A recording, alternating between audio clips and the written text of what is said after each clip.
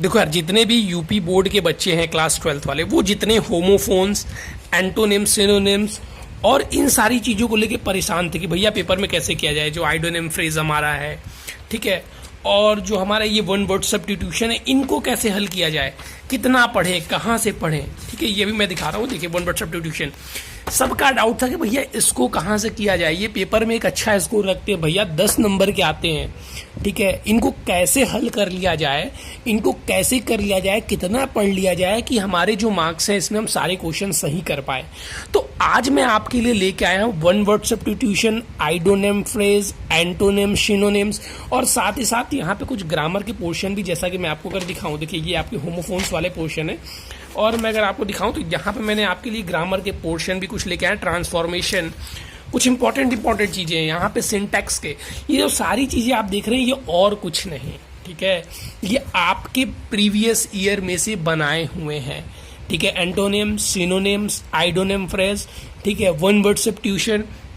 और साथ ही कुछ देखिए सिंटैक्स और डायरेक्ट इनडायरेक्ट एक्टिव पैसिव तो उतना इंपॉर्टेंट नहीं है क्योंकि उसके रूल इंपॉर्टेंट है,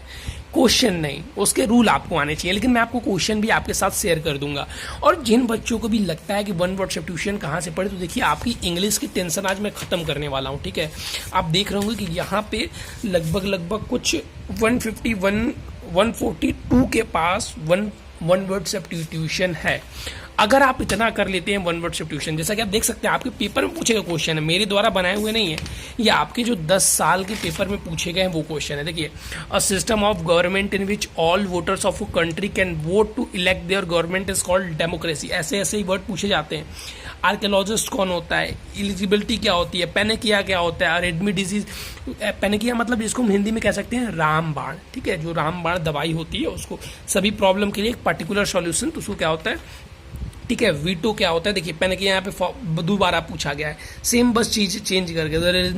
द रेडमी for all disease is called panacea, और यहाँ पे सारे प्रॉब्लम का सॉल्यूशन क्या हो जाएगा, पेनिकिया। तो यहाँ पे आपको इस तरीके से मैंने इसको डिजाइन किया हुआ ना कि सिंपली देखिए यूपी बोर्ड के बच्चों को क्या होता है कि इंग्लिश का डर रहता है। यहाँ पे देखिए आप आई डोंट नो फ्रेज का मैंने यहाँ पे हिंदी भी लिखा हुआ है, रीड बिटवीन द लाइन्स, यानी कि गुप्त अर्थ। अब इस पे सेंटेंस बनाने के लिए आता है, by read between the lines I think about the article written by Pandit Jawaharlal Nehru, और only a wise man can read between the lines, ठीक है, ताकि आप मतलब एकदम पूरी तरीके से क्लियर कर ले, ठीक है। ऑफ एंड ऑन अनिवार्य रूप से, यानी कि work done of and on never page, यानी कि अगर आप अनियमित रूप से कार्य करते हैं तो उसका आपको रिजल्ट कभी भी नहीं मिलेगा। अ बेड ऑफ रोजेस, जो कि बहुत फेमस है, अगर आपने क्लास 11 पास किया होगा तो वहां पे आपको मिल ही गया होगा। तो life is not a bed of roses, ठीक है। इस तरीके से देख सकते हैं मैंने ये बहुत मेहनत किया हुआ है इसके पीछे, आप देखिए सारी चीजों को उस तरीके से आपके लिए लिखा हुआ है। तो ये मैंने निकाला है और ये आपके पूरे 10 साल का है,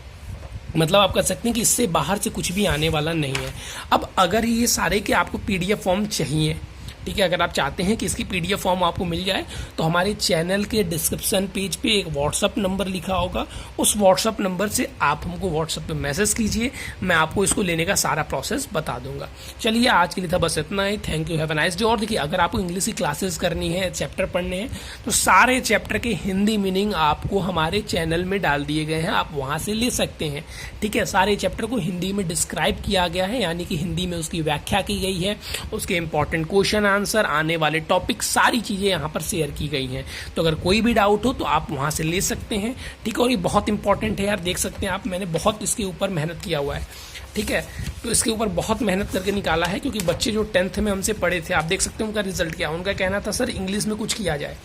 तो इंग्लिश में कुछ किया जाए। देखिए मैंने ट्रांसफॉर्मेशन के भी कुछ क्वेश्चन निकाले हैं, मैंने इसके बहुत सारे क्वेश्चन नहीं निकाले हैं, कुछ क्वेश्चन निकाले, तो आपको एक आइडिया मिल जाए कि चीजें कैसे सॉल्व करनी है, क्योंकि इसके मेन आपको रूल पता होने चाहिए, ठीक है। इसके आपको रूल पता होने चाहिए, न कि आपको सेंटेंस से कोई मतलब है, लेकिन ये भी आपके प्रीवियस ईयर की चीजें ही हैं। तो चलिए आज के लिए था फिर इतना ही, फिर मिलेंगे नए और इंपॉर्टेंट टॉपिक के साथ।